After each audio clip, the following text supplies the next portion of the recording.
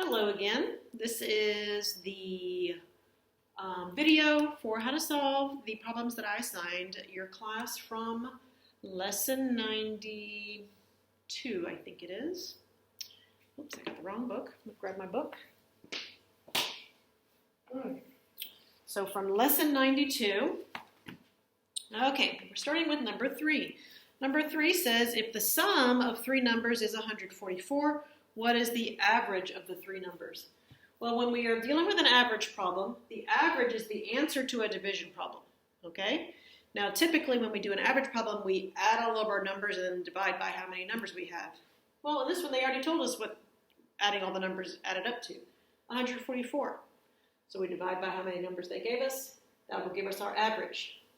144 divided by 3. 3 into 14 goes 4 times, that's 12. 14 minus 12 is 2. Bring down my 4. 3 into 24 is 8. 3 times 8 is 24. So the average is 48.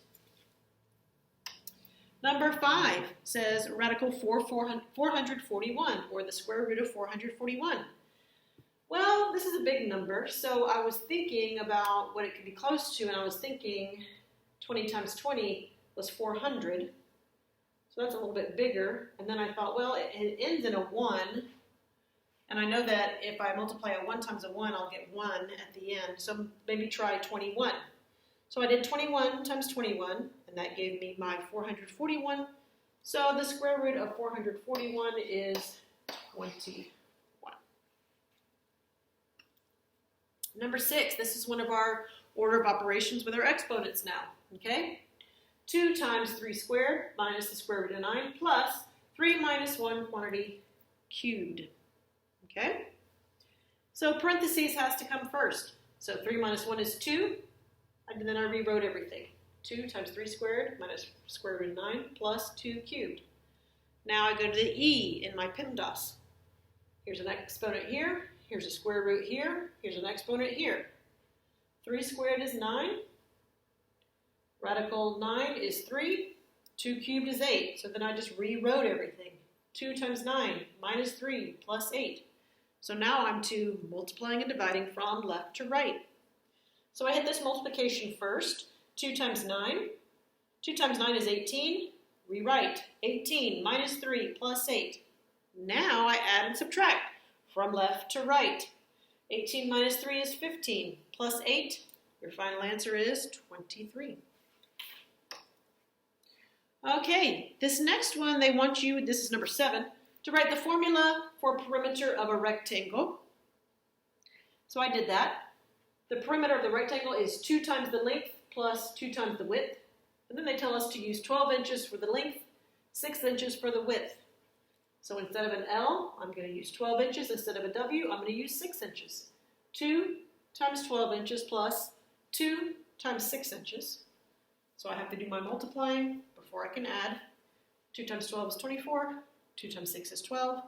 24 plus 12 is 36 inches. Number 9. There was 2 ways to really work out number 9. It says if 5/6 of the 30 members were present, how many were absent? So you could have made a diagram, divided it into 6 sections. Our total is 30. 30 divided by 6 gives me 5 in each section. It says 5 out of the 6 groups were present. That means 1 was absent. So that means 5 people were absent. Okay? Or you might have thought, well, it says 5/6 of 30 were present. Okay? So that means 1/6 were not present. Okay? So you might have said 1/6 of 30. And then remember that of is times. Turn 30 into a fraction. 1/6 times 30 over 1 gives me an answer of 5. Same answer, just 2 different methods. Okay, number 11. Square root of 100 divided by square root of 25. We have to do our powers and exponents, or powers and roots first before we divide. So the square root of 100 is 10. The square root of 25 is 5. 10 divided by 5 is 2. Okay, number 13 is a subtraction of decimals. It said 100 minus 9.9.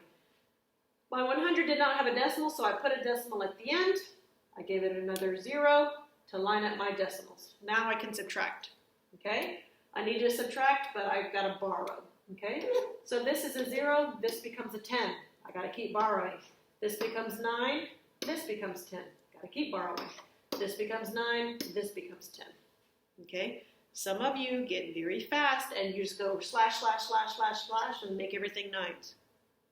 That's not right, okay? 10 minus 9 is 1. I got to keep my decimal. 9 minus 9 is 0. 9 minus 0 is 9. 0, okay? So I end up with 90.1, 90 and 1/10. Next was a multiplication problem with decimals. 25 hundredths times $4.60. Okay? So I did my multiplying. 5 times 0 is 0. 5 times 6 is 30. Carry the 3. 5 times 4 is 20. And 3 more is 23. Hold my place. 2 times 0 is 0. 2 times 6 is 12. Put down the 2. Carry the 1. 2 times 4 is 8. 1 more is 9. Add 0, 0, 5, 11. I have 1, 2, 3, 4 to the right of the decimal in my problem, so I have to have 1, 2, 3, 4 to the right of the decimal in my answer.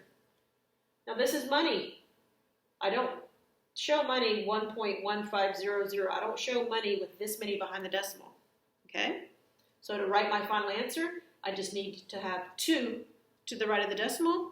So I was able to drop my zeros, $1.15. Number 17, it says we have a round saucepan and the diameter is 6 inches. They want to know the area and they want us to round it to the nearest whole number.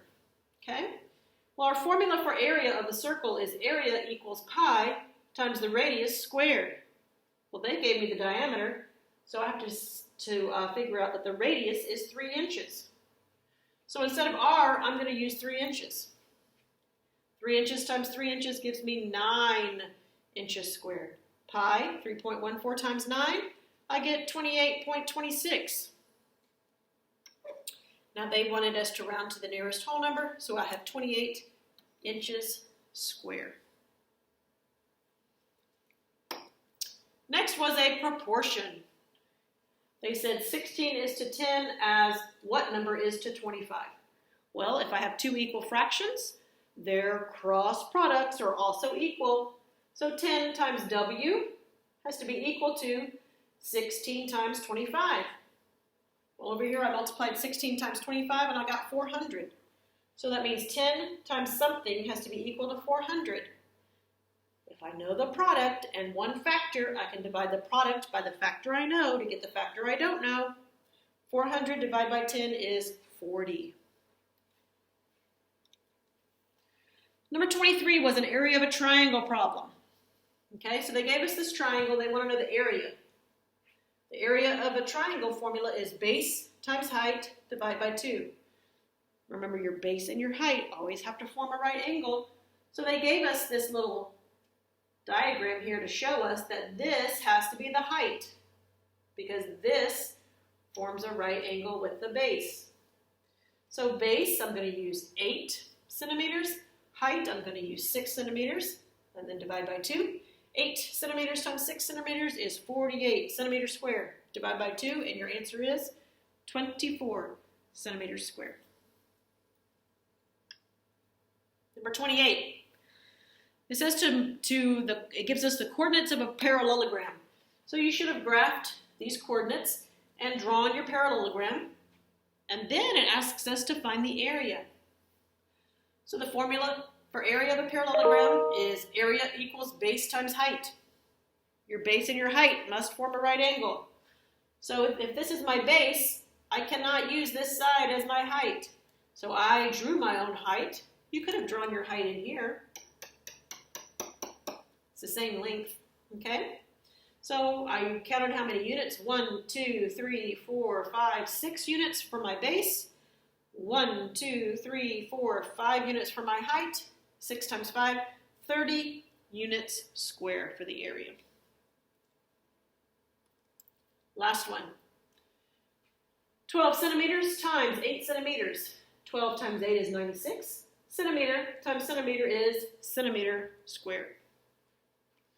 B, 36 feet squared divided by 4 feet. Feet squared means feet times feet, so I separated it out. Feet times feet divided by 4 feet. If I have a unit on top, the same unit on the bottom, they can cancel. So now I'm left with 36 feet divided by 4.